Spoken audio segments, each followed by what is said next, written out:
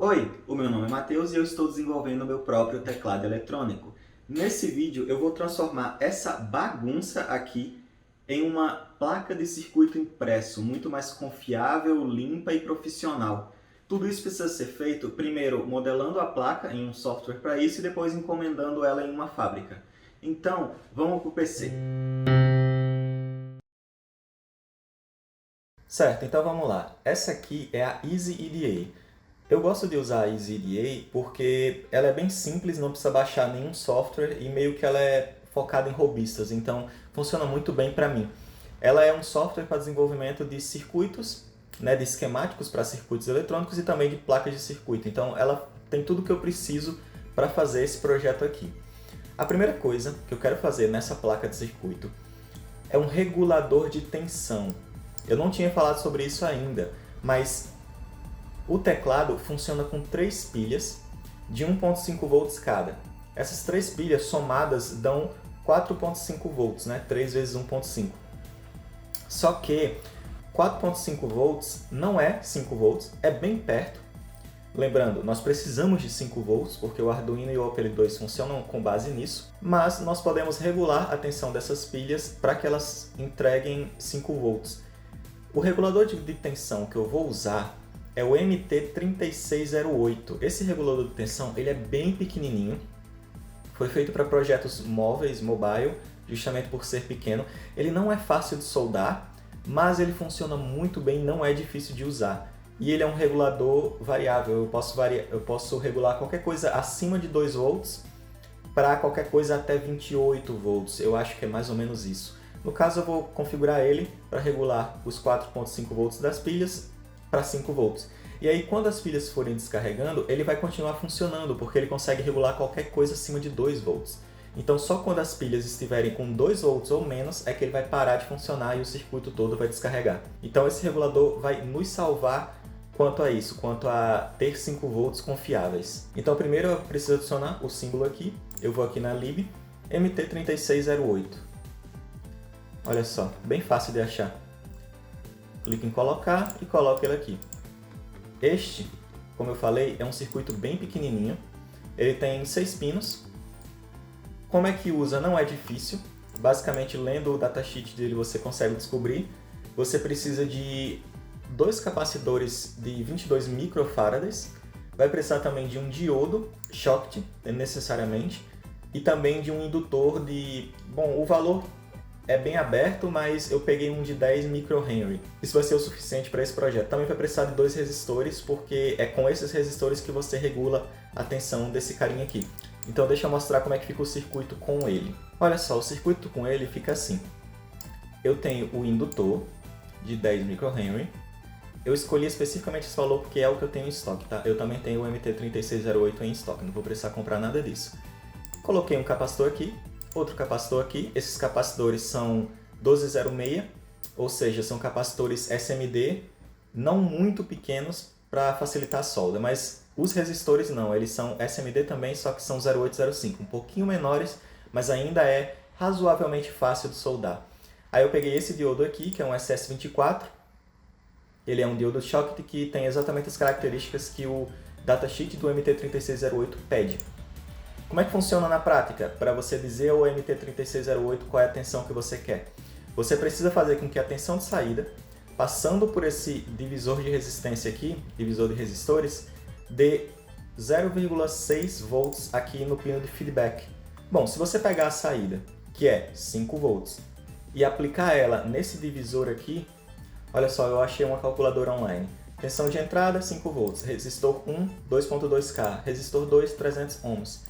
Saída 0.6 volts, que é exatamente a saída que a gente precisava ter. Então, esse regulador de tensão vai receber exatamente 0.6 volts no pino de feedback, caso ele coloque na saída 5 volts. Portanto, ele vai colocar na saída 5 volts. É assim que funciona esse regulador aqui. Contanto que você dê para ele 0.6 volts, ele coloca a voltagem certa na saída. Se você der menos que isso, ele aumenta a tensão. Se você der mais que isso, ele diminui a tensão até que ele receba exatamente 0.6 volts. Certo? Então esse circuito aqui vai produzir os 5 volts que eu estava precisando. Eu coloquei as labels VCC e GND aqui, então onde vocês virem a label VCC e GND, você já sabe que é 5 volts e 0 volts vindos daqui. Tem também a label de V1, que não é 5 volts, é a voltagem das pilhas. Essa label só vai ser usada aqui porque a voltagem das pilhas não vai para nenhum outro lugar, ela só vai para o regulador e a voltagem que a gente usa de verdade é o que sai do regulador. Beleza, com a voltagem regulada, agora vem a próxima parte. Eu vou adicionar o nosso cérebro aqui no circuito.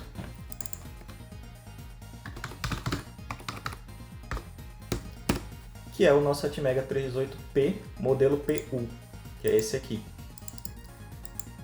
O Atmega 318P não precisa de muita coisa para funcionar não. O que eu preciso fazer? Eu preciso ligar GND a GND, tranquilo, fácil de fazer. Também preciso colocar um cristal oscilador, esse cristal aqui de 16 MHz. O cristal ele é estritamente necessário porque o Arduino precisa de um oscilador externo para funcionar.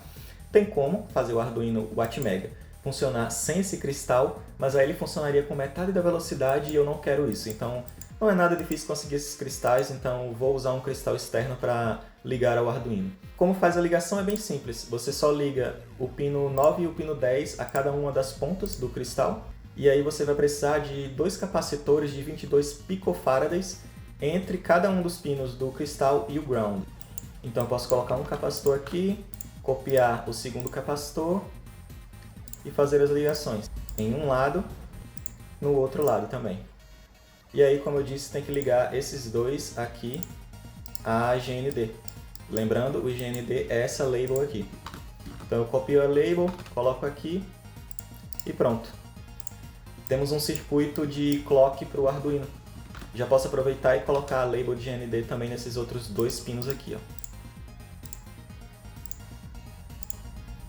Reset, a gente nunca vai resetar o Arduino, então eu posso de cara colocar um resistor de 10K aqui, né, para não ligar diretamente ao raio. Então eu coloco um resistor aqui.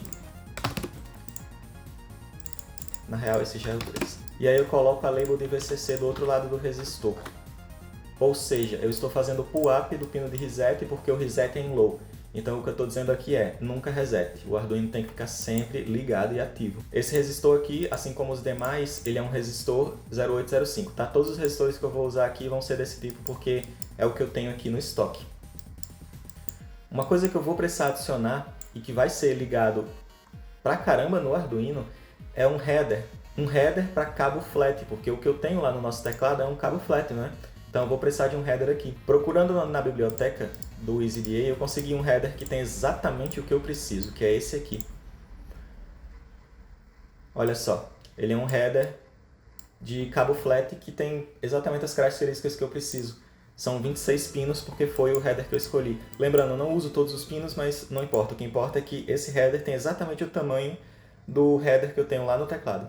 Agora eu vou fazer as ligações desse header no Atmega 328 e em seguida eu explico o que são essas ligações. Olha só, então essa aqui é a versão final do circuito do Atmega 328P. Ainda não chegamos no final, mas deixa eu mostrar o que isso aqui faz. Dá um pouquinho de trabalho, mas eu mapeei quais são todos os AB do 0 ao 7 e quais são todos os EF do 0 ao 7.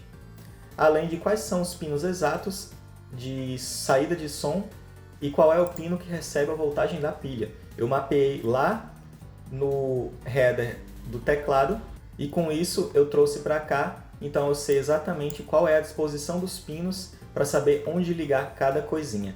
Lembrando, esse xizinho aqui é para pinos não usados, de fato tem alguns pinos que eu não usei lá no cabo flat.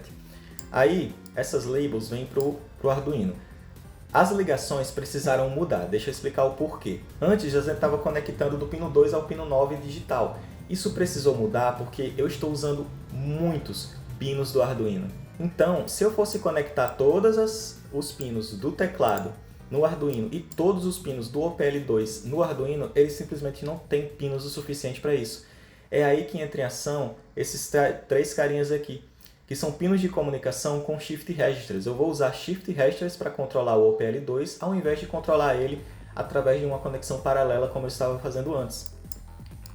Então esses pinos aqui, AB e EF, todos vão ser conectados em paralelo no Arduino, não vou usar Shift Register para isso, até porque são pinos de input, então eu teria que usar Shift Register de input, mas aí na hora de se comunicar com o OPL2, aí sim eu vou usar Shift Registers através desses 3 pinos aqui. No fim das contas, dá para ver que eu literalmente usei todas as conexões do Arduino, exceto esse pino aqui. Então eu realmente eu estou usando basicamente toda a capacidade do Arduino para fazer esse projeto. Uma coisa que eu também fiz foi adicionar um capacitor de 100 nano no pino de referência de voltagem analógica. Isso aqui, de acordo com o datasheet do Atmega 328P, é necessário para que ele leia corretamente as entradas analógicas. E lembrando, eu de fato leio frequentemente entradas analógicas para poder detectar que as teclas foram apertadas. Então é muito importante fazer isso aqui funcionar direito. E com isso encerramos o circuito para o Atmega 328. Ele se comunica em paralelo com o teclado, mas quando vai se comunicar com o OPL2, aí é através de Shift Registers. Inclusive, vamos adicionar esses Shift Registers? Vou adicionar eles bem aqui. Olha só, são 2 Shift Registers, tá bom? Os pinos de Data vai no primeiro Shift Register, na entrada do Shift Register. O pino de LED vai conectado no primeiro Shift Register e o Clock também vai. Só que o pino de LED e o de Clock também vai conectado no segundo Shift Register. Eu não vou gastar muito tempo explicando como o Shift Register funciona. Tem inúmeros tutoriais facinhos de entender, não tem muito segredo não. O que importa pra gente é, os dados entram de forma serial, então eu só vou precisar de 3 pinos, LED, Clock e Data, aqui. Aí a saída desse Shift Register 1 vai direto na entrada do 2, então eu tenho 2 Shift Registers funcionando, o que significa que eu tenho um total de 16 pinos a mais do que eu tinha antes. Eu gastei 3 pinos do Arduino, ganhei 16 pinos através do Shift Register. Como é que eu conectei esses pinos? Simples. No segundo Shift Register, todos os 8 pinos do 0, que é esse aqui, até o 7, que é esse aqui, estão conectados na mesma ordem lá no OPL. Então, o digital 0 do OPL2 é igual ao bit 0 desse Shift Register aqui. Então, esse segundo Shift Register ele é responsável só e somente em comunicar os bytes que antes vinham do Atmega, mas agora vem desse Shift Register. Faltam ainda 3 pinos, né? Que é o de endereço, o de reset e o de write, que também é o pino de chip select. Lembre-se disso, eu conectei write e chip select juntos. Então, os 3 outros pinos que são para controle vêm aqui no primeiro Shift Register, para ser exato, nos 3 últimos pinos dele. Então, os 5 primeiros eu não vou usar para nada, tem um X em todos os 5 primeiros, certo? Eu realmente não vou precisar desses pinos, então eles ficam desconectados. Pronto. Temos então labels para todos os pinos do OPL2, o que significa que já podemos controlar o OPL2. Mas cadê o OPL2? Bom, por sorte, o EasyEDA tem um modelo para OPL2 na lib, foi desenvolvido pela comunidade, e eu vou colocar o circuito todo aqui e explicar como é que ele funciona. Olha só, vem comigo. Esse aqui é o OPL2, certo? O YM3812, já conhecemos ele. Esse aqui é o Clock, também já conhecemos o Clock. Pino 4 é o VCC, pino 2 é o GND, pino 3 é a saída de Clock, que vai no pino 24 do OPL2. Já fizemos essas exatas mesmas ligações antes, só que fizemos isso na protoboard. Agora estamos fazendo isso em um esquemático. O pino 1 não vai a nada do oscilador. Beleza, então temos o Clock. VCC vai no pino 1, GND vai no pino 12. Já vimos isso. Pino D0 vai na label D0. Pino D1 vai na label D1 e assim sucessivamente até o pino D7. E essas labels, como eu mostrei, estão conectadas aqui do lado aos Shift Registers. Então beleza, está tudo conectadinho, mas está faltando os pinos de controle. Reset está aqui, Address está aqui, Write está aqui. Lembrando que o Write está conectado no pino de Chip Select e no pino de Write. Address está ligado em Address e Reset está ligado no pino de Reset.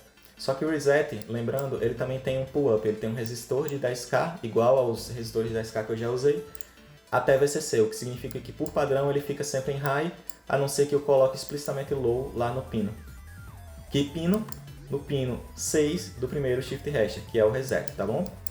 Outro que também sofreu pull-up é o Read, porque eu nunca vou querer ler, então eu nunca quero ativar ele, lembrando que ele fica ativado em Low, então eu quero deixar sempre desativado, que é High. Então, 10K até VCC no pino de Read. Beleza, então todos os controles do Arduino estão conectados a ele, só que não diretamente no Arduino, estão conectados através de 2 Shift Registers. Depois disso vem o YM3014, que é o conversor de analógico para digital. Pino 1 vai a alimentação, pino 6 vai o GND, em seguida vem o pino de sincronia, que vai aqui no clock, que é o pino 5, pino de output vai no source data, que é SD, e o pino de sincronia, que é uma espécie de latch, vai no pino de load. E, lembrando, precisamos do nosso amplificador. Eu coloquei aqui o NE5532. Aí perceba que ele tem dois símbolos, tá vendo? NE5532 aqui, NE5532 aqui. Porque na prática, quando você coloca o NE5532 no seu esquemático, ele automaticamente vira dois símbolos, porque ele é duas coisas, ele é dois amplificadores em um. Então, o primeiro amplificador vai nesses dois pinos aqui. Lembrando, isso é igualzinho a protoboard. Então, liga aqui na entrada negativa o pino 8, liga o pino 7 na entrada positiva, retroalimenta a saída na entrada negativa para que ele funcione como amplificador, adiciona dois capacitores para limpeza de sinal e está feito o circuito. Além, é claro, do VCC e GND. Daí a saída, que foi o pino que sobrou, pino 2, vai no segundo amplificador, cujo qual a saída dele, do amplificador, vai na entrada negativa, para funcionar como um amplificador. E a saída dele também funciona como a saída de som, mas eu não ligo diretamente out, que é a saída de som, porque eu preciso ainda do meu capacitor de 1000 micro. E nesse capacitor aqui é o único que não é um capacitor SMD 1206, eu vou usar realmente um capacitor grande. Eu vou usar um padzinho de capacitor grande, que é o capacitor que eu tenho aqui, um capacitor eletrolítico. Pronto! Com isso, temos o esquemático final do projeto. Na verdade, deixa eu mostrar como é que fica o esquemático no final mesmo. Lembrando, eu já tenho tudo isso aqui pronto, eu estou só copiando e colando e explicando o que eu fiz. Pronto, esse aqui é o esquemático final. É exatamente a mesma coisa, só que eu adicionei algumas labelzinhas para deixar claro que cada seção serve para uma coisa diferente. Eu tenho o regulador de tensão, tenho o controle, shift registers e OPL2. Pronto, agora que a gente tem um esquemático, o que está faltando é transformar esse esquemático em uma placa de circuito impresso. Para fazer isso na EasyEDA não é difícil não, você vem em Design, converter esquema para PCB. Eu vou usar os padrões aqui, e agora eu tenho todos os meus componentes, e isso aqui que é a notação de como é que vai ficar a layer no final. O que eu vou fazer agora? Eu preciso organizar cada um desses componentes aqui, além de colocar isso aqui num tamanho que eu sei que vai caber dentro do meu teclado. Lembrando, isso aqui precisa caber dentro do teclado. Eu sei quais são os tamanhos do teclado, eu já medi, então eu vou transformar isso aqui em algo que tem exatamente o tamanho que eu preciso e vou organizar esses componentes aqui. Pronto! Eu organizei tudo e deixei no tamanho bem próximo ao tamanho daquela placa que já tem lá no teclado, que é a placa onde os botões ficam. Então basicamente essa placa aqui vai ficar em cima da original. E o que essa placa tem? Ela tem o header, que é para o cabo flat, ele vai conectado aqui. Ela tem o capacitor, bem aqui. Tem o circuito regulador de tensão, olha ele aqui. Temos o MT3608, temos o capacitor dele, os dois no caso, temos os dois resistores para fazer aquele esquema de divisão de tensão, o diodo e o indutor.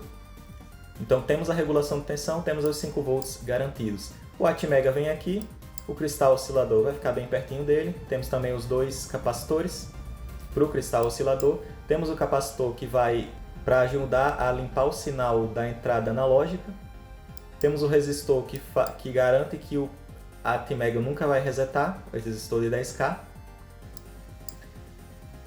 Aqui embaixo vem os circuitos de amplificador, os dois capacitores que a gente usa no amplificador e o conversor de digital para analógico. Aqui eu coloquei os dois shift registers. Esse shift register aqui é o que se comunica com os pinos digitais, então todos os pinos desse shift register são usados para se comunicar de forma digital com o YM3812, ou PL2, e esse aqui tem só os 3 pinos de controle, que são os pinos de Reset, Address e Write, também ligados aqui no OPL2. Temos os dois resistores para fazer pull-up do Reset, porque a gente nunca quer resetar, e também pull-up do Read, porque a gente nunca quer ler, e temos, é claro, o nosso Clock. Com isso, temos todos os componentes. Falta fazer as ligações. Fazer as ligações é basicamente puxar um fiozinho e garantir que esses fios não atropelem uns aos outros. Por exemplo, esse fiozinho azul aqui, ele está na camada de baixo. Eu posso usar as duas camadas, a de cima e a de baixo, porque essa placa ela tem duas camadas. Ela poderia ter N camadas, tem placas que têm até mais de 30 camadas. Eu vou usar duas, que é o mais comum, mais barato e basicamente é bem fácil de achar empresas que saibam fazer essas placas aqui. Então o que eu preciso fazer? Por exemplo, eu preciso ligar esse pino aqui no R4_2. Tranquilo, eu venho aqui para a camada de cima, clico aqui e faço a ligação. Pronto, essa é uma ligação. Eu preciso fazer uma ligação em todas essas pequenas linhas que você está vendo na tela. Então, por exemplo, daqui eu sei que eu também tenho que ligar aqui, então eu já posso ligar direto. Como isso aqui tem muita ligação, acaba se tornando uma placa um pouco difícil de fazer a rota. Mas com um pouco de paciência você consegue fazer. Deixa eu mostrar a versão final dessa placa aqui. Essa é a versão final da placa. Perceba, tem bastante linhas de transmissão por aqui que vão direto para o header do cabo flat. E para onde é que vai cada uma dessas linhas? Vai para o Atmega, porque como a gente viu lá no esquemático, o header vai fortemente ligado ao Atmega, porque o Atmega lê os teclados a partir dele, a partir do header. O clock também já está ligado. Esse shift register aqui, que é o segundo shift register, já tem todas as suas ligações feitas também. Enfim, fiz todas as ligações. Eu também adicionei teclado OPL2 aqui embaixo. Está escrito ao contrário, então deixa eu mostrar a versão em 3D, porque isso aqui não vai ficar ao contrário na vida real. Está ao contrário só porque essa imagem ela é espelhada. Pronto, essa aqui é a versão em 3D da plaquinha final, olha que massa. Aí aqui atrás eu escrevi teclado OPL2, meu nome, ou uma abreviação dele, 2021, que é o ano em que eu fiz isso aqui. E eu adicionei esse carinha aqui, que é o Professor Membrana. Não cabe falar quem é o Professor Membrana, eu gosto dele e gosto de usar ele como símbolo nas minhas plaquinhas quando eu desenvolvo. Com isso, temos uma placa de circuito impresso com todos os recursos que precisamos. Aqui fica o regulador de tensão. O MT3608 é muito pequeno, vai dar um trabalhão soldar ele, mas vai dar certo. Temos o grande capacitor para limpeza. Alguns chips acabam não aparecendo porque não tem o modelo 3D deles na biblioteca, mas isso aqui não é relevante, não chega a ser um defeito. Mas nós temos o conversor de digital para analógico, temos o amplificador, dois capacitores, nosso Atmega 328 com o seu circuito de clock, temos os dois shift registers, dá até para ver o barramento aqui de comunicação com o OPL2, aqui fica o OPL2 e aqui fica o clock. Então nós temos a placa final pronta para ser encomendada. E agora vem a parte de encomendar. Existem várias empresas que eu poderia usar. Eu conheço JLC PCB, PCBWay e Oshpark. As três, até onde eu sei, funcionam muito bem. Eu costumo usar a JLC PCB, é a que eu vou usar para essa daqui. Mas você pode pesquisar por conta própria e decidir qual é a que você acha melhor. Vou fazer a encomenda disso aqui, não é nada difícil. Você tem que vir aqui na aba onde você abriu a sua placa de circuito mesmo, aí você vem em fabricação e escolhe arquivo de fabricação Gerber. Clique em verificar, para que ele verifique todas as conexões, e aí é só clicar em gerar Gerber. Ele vai gerar um arquivo zipado. Olha só, já gerou, tá aqui. Aí esse arquivo aqui é o que você manda. A maioria das fábricas funciona de forma automatizada. Você manda esse arquivo, ela já te fala o preço e você faz a encomenda. Não deve ficar muito caro não, deve ficar na casa de alguns dólares. Aí tem que ver o frete. O frete pode ser que fique caro dependendo do quão rápido você quer receber ou não. Mas isso aqui não deve ficar muito caro no geral. Encomenda feita. E aqui está as plaquinhas devidamente fabricadas. Muito legal. Ficaram com uma ótima qualidade, olha só. Eu encomendei brancas, o padrão, todo mundo sabe, é verde, né, desse tipo de placa. Mas eu encomendei branca porque eu achei que ficou bacana. Olha só, todos os componentes estão aqui exatamente como eu modelei eles lá no computador. Aí aqui atrás tem o Professor Membrana, teclado OPL2, meu nome, enfim, tá tudo exatamente como eu encomendei. É claro, estão faltando os componentes. Chegou a hora de soldar essa plaquinha. No próximo domingo, às 9 da manhã.